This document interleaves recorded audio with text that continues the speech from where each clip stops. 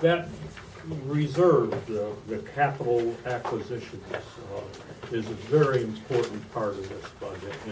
And balance 2 years down the road. You know, I could ignore all this stuff and put together a budget that's the same as last year. And we have enough surplus, so I could get away with that and skate and not do a thing here.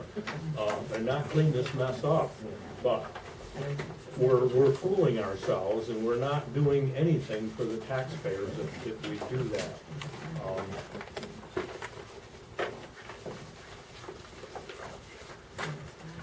I don't do things that way. This budget, the way that we have proposed it, should pay the bills less the 125 additional surplus that we're pulling. And I look for next year to be able to have the bills paid with the taxes that we raise. And I don't want to take any more out of surplus at this time, because you know, that right now is a moving target. I can tell you how much surplus we have today, and it will be dramatically different in 2 months. And if he has something break, we don't have the budget for it, you know, it depletes the bank account. I don't care what all these funds and all this stuff says. It comes down to how much we got in the bank, and we have too many loose ends. And to make this budget pay the loose ends or budget for the worst contingencies is a mistake. I want the taxpayers to know what it takes to pay the bills. Today's bills, today's budget. And next year, I would like to get this where we're not taking anything out of surplus. The building, I guess maybe I should get to that. I'm sorry, Bill, I don't mean to cut you off, but since while I was still on budget, can I just address this? I have a number of suggestions and ideas, but what I'd like to do is, instead of hammering you now with them, can I put it in a written form and give it to you prior to the next meeting, like a week, so you can peruse it? Because I'd like to talk a little bit about, part of the controller's idea was talking about capital budgeting for equipment over 5 years. And I had some ideas based upon that, and I think it may reflect in budgeting, and I just would like to share them with everybody. That's the kind of stuff that I'm looking for between now and October 10th. Great, so I'll drop it off a week from Monday over here, and you can pick it up at your leisure, okay? But I have a number of things I wanted to go over with the budget, okay? Good. Thank you, I appreciate that.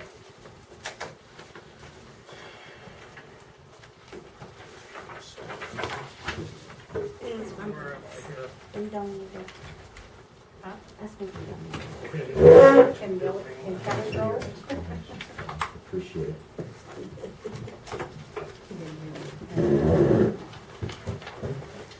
Next, let's talk about the... Can Kelly go? Yes, thank you very much for coming tonight, Kelly. I don't stand a chance of explaining stuff I don't understand. Thank you, Kelly. Thank you.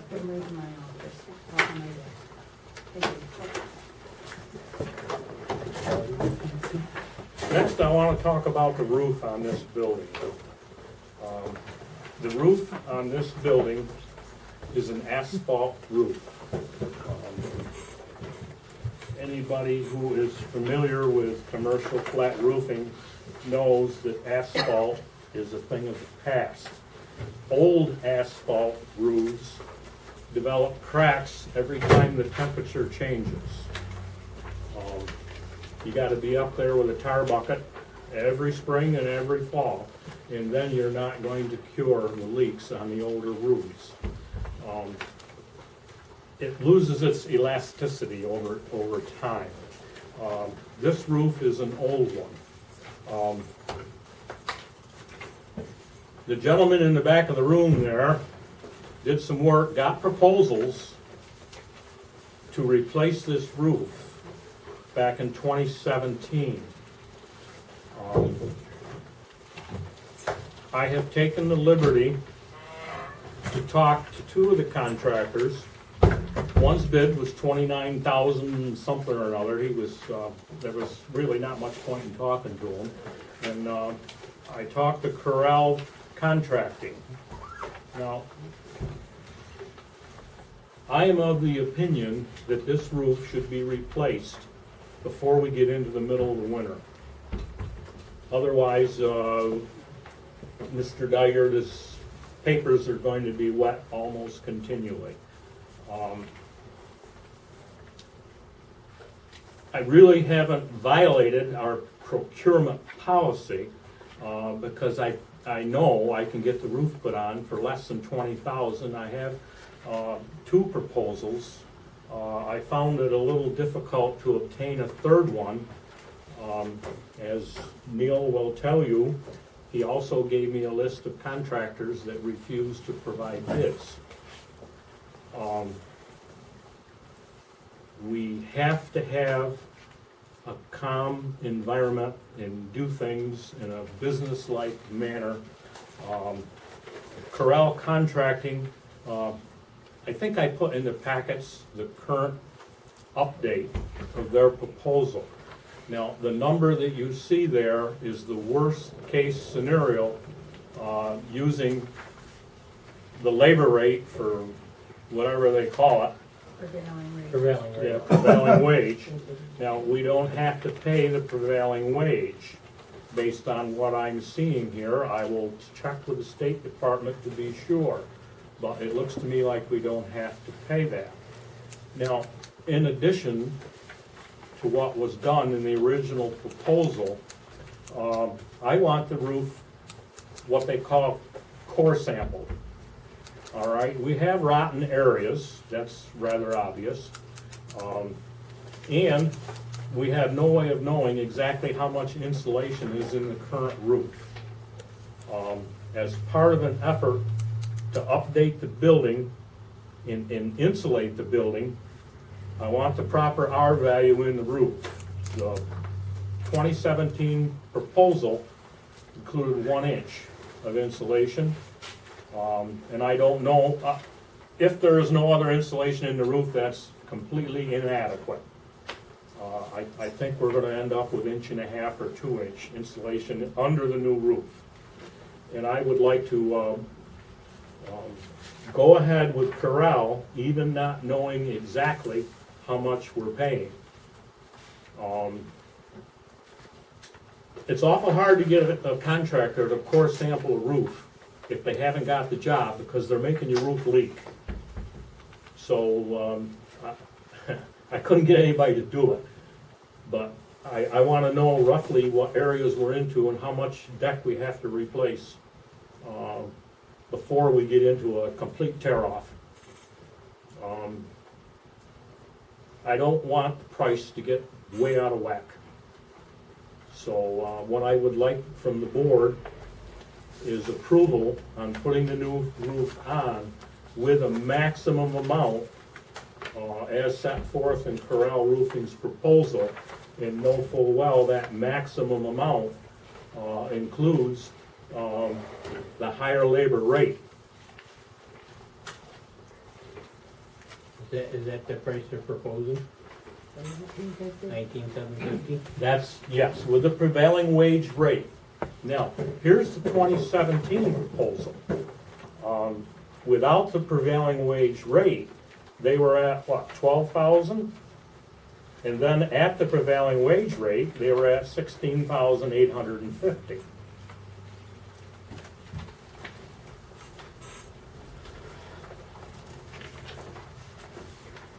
This roofing is going up. It's going up like crazy. If we wait longer, it'll just cost more because we'll have more rotten deck to deal with. And right now, all these roofers are just right flat out. In fact, the guy who used to own Corral, the father, says, well, no, we don't have time to do it. They're doing a couple of large roofs in the area, and the son says, yeah, we can do it. So I'm not in a very good bargaining position, but I think I can get the roof on before winter. Any comments or questions from the board? Move to do it. Well, hang on. Yeah, just that we're following procedure. we're not in that manual. The town of Palatine adopted a special procedure. No, for I procurement. understand. I have a copy of our procurement policy. But do we have the rejections from the other contractors to prove that we tried to shop some dates? I don't have those. I can get those, and I'm not proceeding with this until I'm sure of what I'm doing. But I wanna be able to tell Corral, schedule us. That's what I wanna do. Okay, In so, fact, I should be able to come back at this October 10th meeting and give you the details that are required here. okay, that's all I just wanna make sure. I Yeah. will give you the go-ahead, I just wanna make sure we don't violate the policy by just looking at one bid. So moved. Okay. Mr. Uh, Supervisor. We Mr. got a motion Supervisor. by Hank,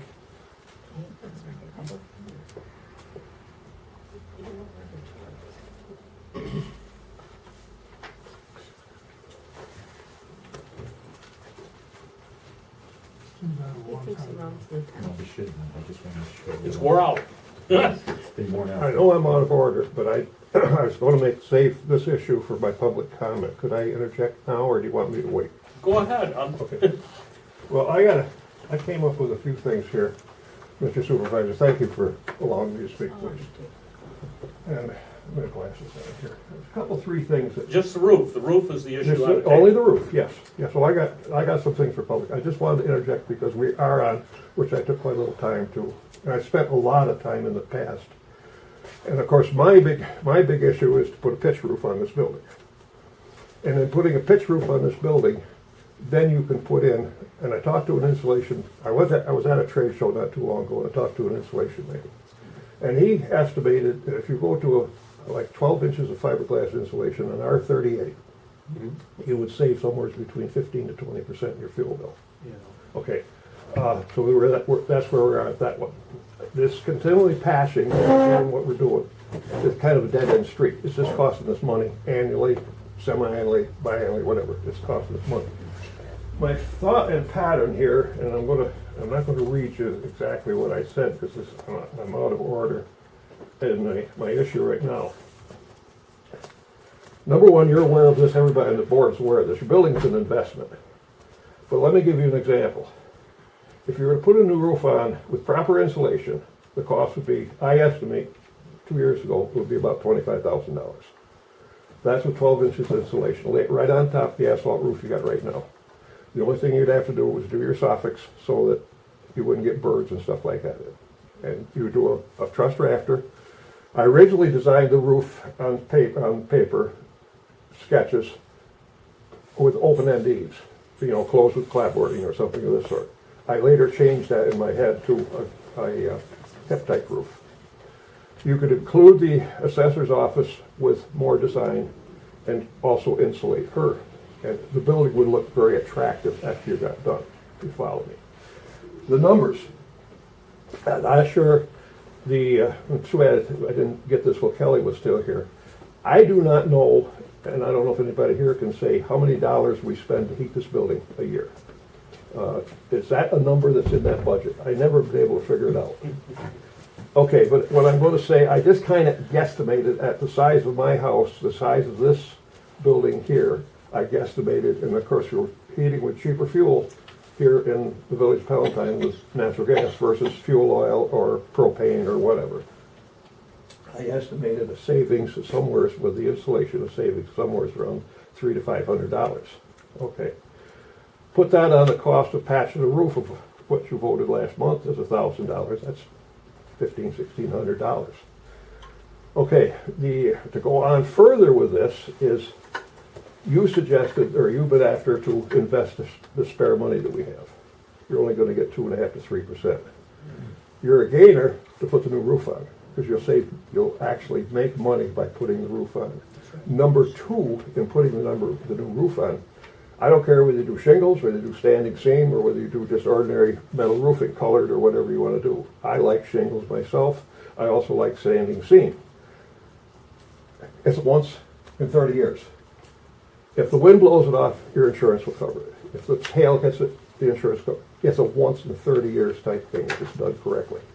30 years, you've got an insulated building, you've got a roof that's not going to leak, and you're done with it. You can forget it. Now we can come downstairs and do the odds and ends that gotta be fixed in here at low cost. At the same time, now I'm going beyond the roof. This inside could be more adaptable to the use of the different offices that are in here. No, we're not going into that because we're talking about roofs. Okay. Follow me. And the other one, the only other issue being on the building, I stressed last week, or last month, that east wall has gotta be stuccoed. Okay, we Thank have you. to continue the meeting. Mr. Flat Supervisor, roof, thank you. We have a motion on the floor. Thank you very much. To replace the roof, and we have a second. Is there any further discussion from the board? Second it. Sean did, Sean, okay. okay? Hey, Bill, Being- yes. if we switch, you know, they have here on the bid contract a 1-inch ISO. Yes, If we went to a 2-inch ISO, we double our R factor for about $8 That's- a sheet. that's right. Because it's about 25 versus around $33 and change, and we get an R 10.4. That's where I'm headed. Okay, I saw the one, and I think we should really ask for a 2-inch on that. Well, the building code has an R value. I've asked our building inspector to give it to me, so we're compliant with the code. That's what we do. And I have no idea what the post office originally put in here, so on a core sample. Okay. There might be an inch in there, I don't know. Okay, I noticed it and I said, you know, for the extra $350, we could get a 2-inch ISO in there. Just to go a little further along the same line, I had an architect in here and we looked at this place and he told me not to put a pitched roof on it. He says, control the water, which if we're dealing with the parking, which we are going to be dealing with, if this ends up being a courthouse, the pitched roof would be dumping into the parking lot and ice and all miscellaneous issues or I don't want to deal with it. Capture the water and run it under the parking lot. We're headed for a lot of renovations here. The roof is the first part. All right, being no more discussion, all those in favor say aye. Aye. Opposed? Carried. Okay. Roof. Roof, where'd you go?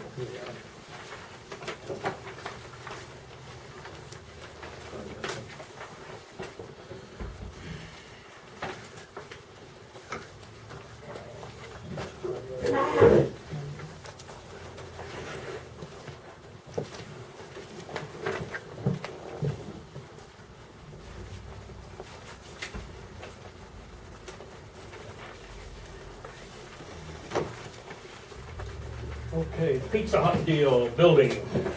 I included in your packet a letter from Mr. Bowerman, County Treasurer.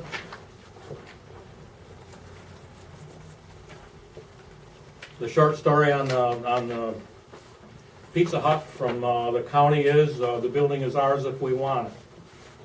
Okay, there are miscellaneous charges there, which are pretty standard operating procedure when you acquire a building through a tax sale. I obviously have been talking with them quite a while. I wanted the building to go through the tax sale. The county has the right to accept or reject bids, right? And one of the causes for action, should we have a tussle over this deal, is diminished value. That building, according to the tax sale, is worth $100 without a right of way to get to it. That's what was bid at the tax sale. The county turned that bid down, and Bowerman generated that letter telling us what's involved. So now the obvious question is, what about the right of way? There has been a lot of money spent to get the right of way. A private business has failed. Cayman Realty is a valuable business to this community. They are a valuable business to the town of Palatine. I don't want to put them in a position where we are forcing them to do something. Our attorney at the present time is negotiating with Cayman Realty. We do not have a definite no, this is not going to happen. We're talking in terms of money when it comes to right of way to the building. I am quite confident we will be able to pull this deal off. But I would say to the town board, it might cost us more for the right-of-way than we're paying for the building. And you know, mall operators these days are short on cash. They're in a very, very difficult business. And I would like to support Cayman Realty.